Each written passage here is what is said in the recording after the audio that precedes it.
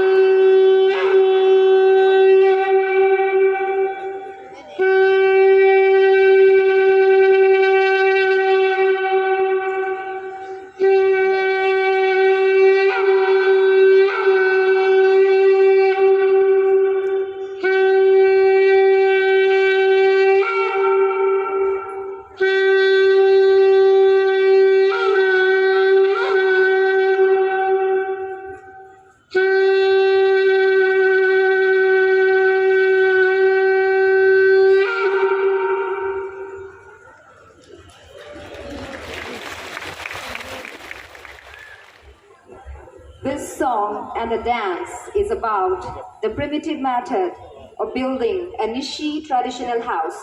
in the olden days when we had so much limitations, yet we remained still and praised God. This dance is filled with the sense of jubilation, joy, and gratitude, and the traditional attire signifies the importance of our past lives, reminding us to stay ever grateful. Looking back and looking forward, we witness the great glory of God. So, today, as we celebrate 50 glorious years of our togetherness with the Lord, this dance reminds us how great, marvelous, and faithful is our Lord, and is choreographed by Miss Vidi Nana.